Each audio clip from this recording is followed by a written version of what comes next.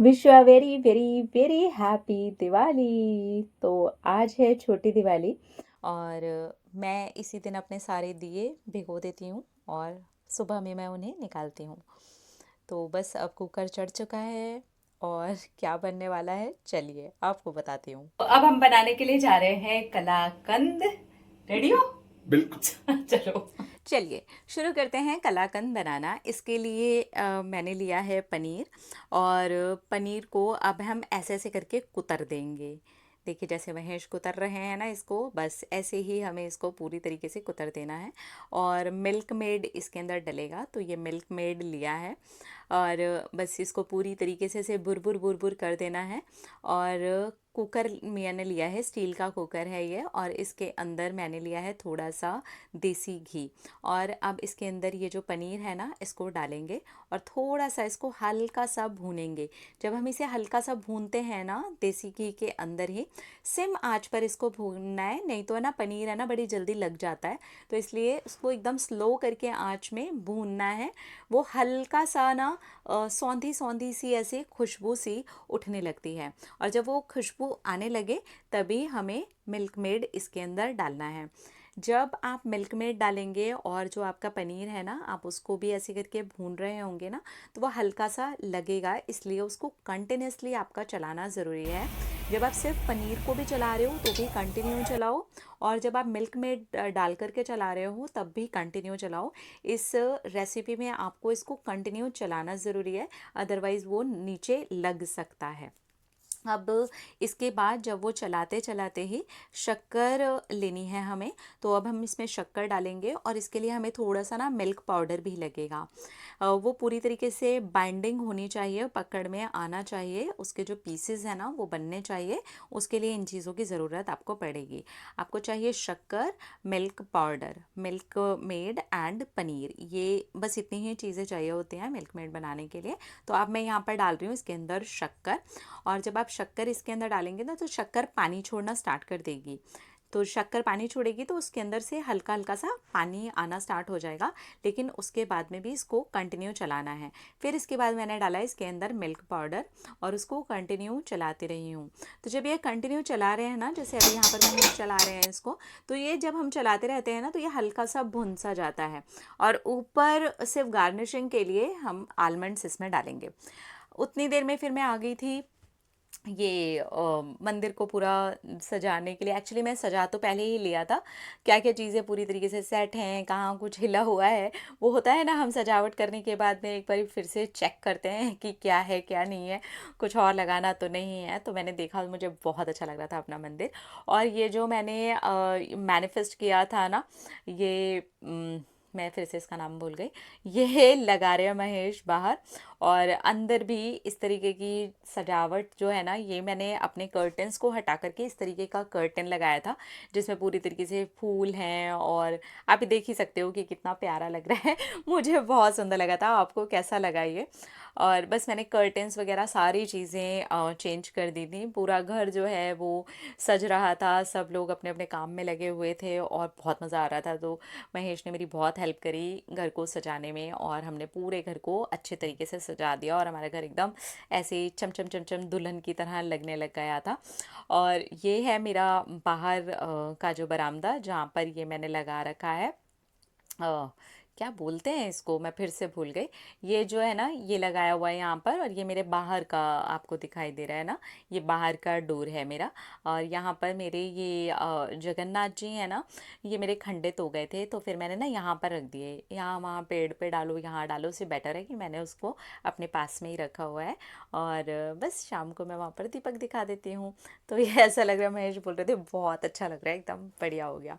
तो वहाँ पर उसको थोड़ा सा प्लेट से ढक करके बंद कर दी थी गैस। कलाकंद हो गया था, पर उसको थोड़ी देर के लिए स्टीम लगने दिया, गैस बंद करके ही। वो कुकर में ही था, हल्की सी स्टीम लग रही थी, तब तक इतना सारा काम कर लिया हमने। और ये जो बादाम थे ना, वो कट कर लिए। अब इसके बाद ना मैं एक प्लेट ले रही हूँ, जिसके अंदर मुझे एक्चुअली कलाकंद को लगाना है। तो जितना मुझे मोटा कलाकंद चाहिए ना, उस हिसाब के साइड से वो किनारी उठी हुई है प्लेट की। अब मैं इसमें डाल रही हूँ थोड़ा सा देसी घी। और ये देसी घी है ना, मैं पूरा अपनी प्लेट के ऊपर है ना इसे फैला लूँगी।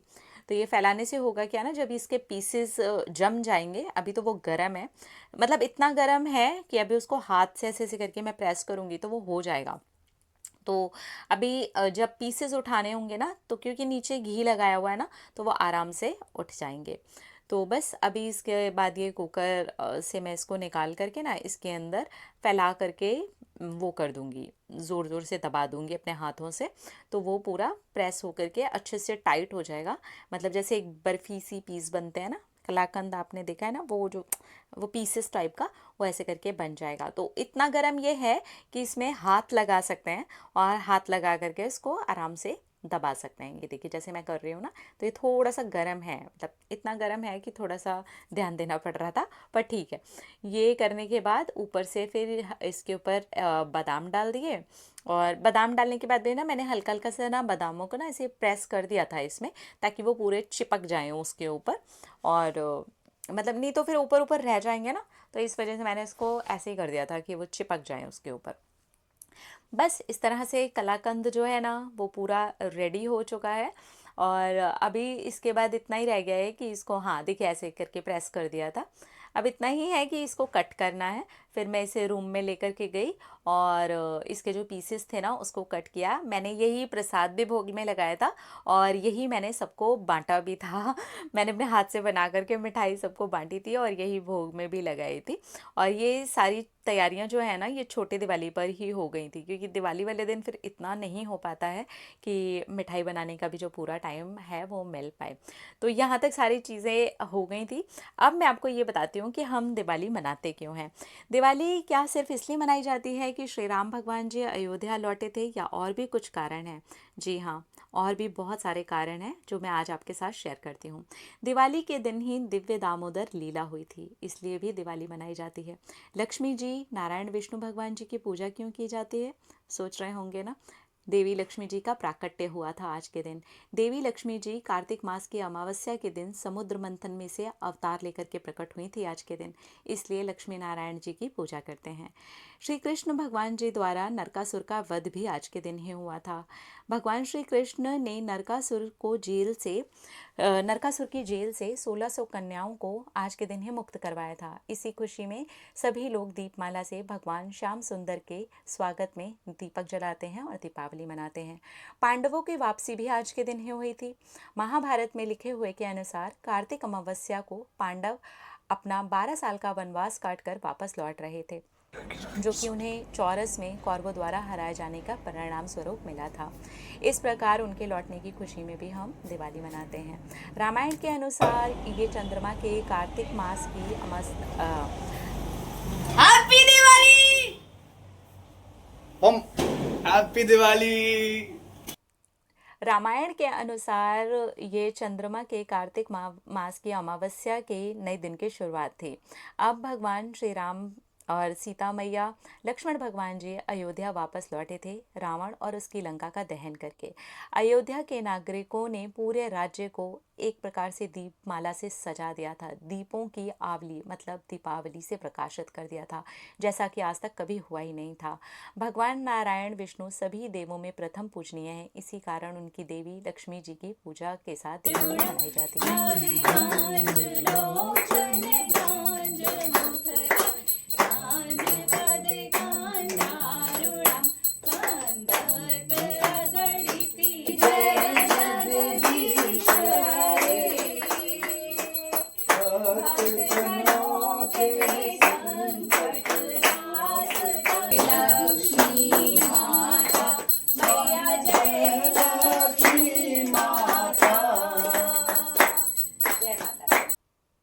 इस दिन सभी जड़ी बूटियां पूरी तरह से पुष्ट रहती हैं, साधकों को सिद्धि मिलती है। प्रभु श्री राम के वनवास जाने के वियोग में अयोध्यावासी बहुत ज़्यादा निराश थे। इतने वर्षों बाद जब उन्हें यह खबर मिली कि भगवान राम लौट रहे हैं, तो उन्होंने हर्षोल्लास से दीपावली मनाई। दीपावली का वास्तविक अर्थ सिर्फ दिए जलाना और पटाखे फोड़ना नहीं है, उससे भी कहीं ज़्यादा है। वास्तव में रावण तो हमारे अंदर ही है, मोह माया, जेलसी और पता नहीं किन किन विकारों के रूप में। तो उनका दहन करके हमें श्री राम भगवान जी का अपने हृदय में स्वागत करना चाहिए। सोचिए, अगर हमारे हृदय में हम स्वागत कर सकें उनका, तो होगी असली दीपावली। Happy Diwali everyone. मेरी तरफ से आप सबको, आपके पूरे परिवार को दीपावली की ढेर सारी शुभकामनाएं। दीपावली का असली मतलब समझ करके आपको कैसा लगा? क्या आपको खुशी मिली? आपको समझ में आया दीपावली का असली मकसद है अपने हृदय में दीपक जलाना और भगवान श्री राम को आने का न्योता देना, उनका आमंत्रण करना और उनका पूरी तरह से स्वच्छ दिल में स्वागत करना। हैप्पी दिवाली।